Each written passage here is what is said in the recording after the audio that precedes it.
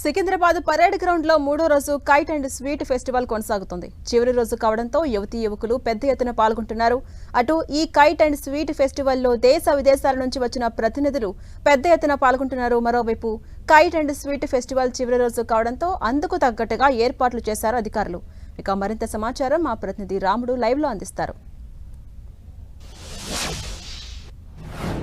ఝాన్సీరాణి హైదరాబాద్ నగరంలో 3 రోజులుగా కొనసాగుతుంది kite festival. Secunderabad parade ground వద్ద సందడి నిన్న మొన్న ఏ విధంగా ఉందో ఇది రోజు కూడా అదే విధంగా ఉండేటువంటి పరిస్థితిని మనం చూడొచ్చు. యువతి యువకులు ఎంతో ఉత్సాహంగా ఈ కైట్ ఫెస్టివల్లో భాగస్వామ్యం అవుతున్నారు.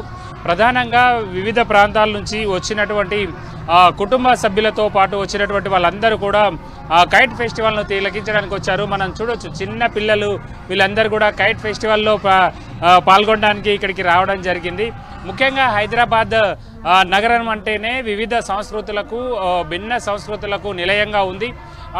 ఈ దానిని కైట్ ఫెస్టివల్ను కూడా అందరూ చాలా ఉత్సాహంగా జరుపుకుంటున్నారు. మనం చూస్తున్నాం కైట్ ఫెస్టివల్లో ప్రభుత్వం నిర్వహించినటువంటి కైట్ ఫెస్టివల్లో పాల్గొనేందుకు వచ్చినటువంటి యువతీ యువకులు పతంగులను ఎగిరేస్తున్నటువంటి పరిస్థితిని చూడొచ్చు. అదేవిధంగా దేశ విదేశాలకు సంబంధించినటువంటి కైట్ ఫ్లైయర్స్ అందరూ కూడా తమ తమ కైట్స్ అన్నింటినీ పైకి ఎగిరేస్తూ ఇక్కడికి వచ్చినటువంటి వాళ్ళను ఉత్సాహపరుస్తున్నటువంటి పరిస్థితి ఉంది. ముఖ్యంగా వివిధ ప్రాంతాలకు ఫ్రాన్స్ నుంచి కానీ అదేవిధంగా శ్రీలంక నుంచి కానీ ఇతర ప్రాంతాల నుంచి అనేక దేశాల నుంచి వచ్చారు. అదేవిధంగా మన దేశంలోని వివిధ రాష్ట్రాలకు సంబంధించినటువంటి వాళ్ళందరూ కూడా ఇక్కడికి రావడం జరిగింది. వివిధ రూపాల్లో ఉండేటువంటి కైట్స్ని మనం చూడొచ్చు.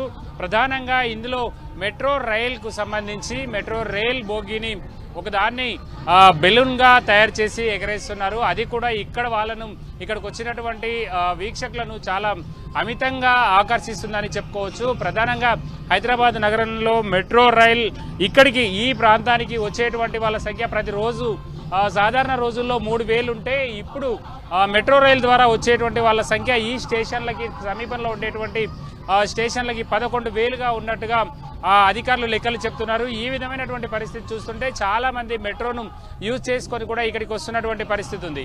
పెద్ద మొత్తంలో వచ్చినటువంటి యువతీ యువకులకు అదేవిధంగా కుటుంబాలకు ఎలాంటి ఇబ్బందులు లేకుండా అవసరమైనటువంటి చర్యలను అయితే ప్రభుత్వం తీసుకుంటుంది.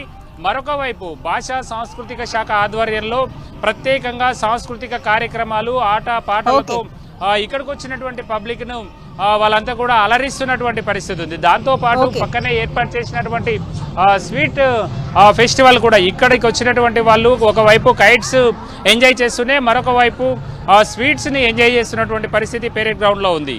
రైట్, థ్యాంక్ యూ రాముడు.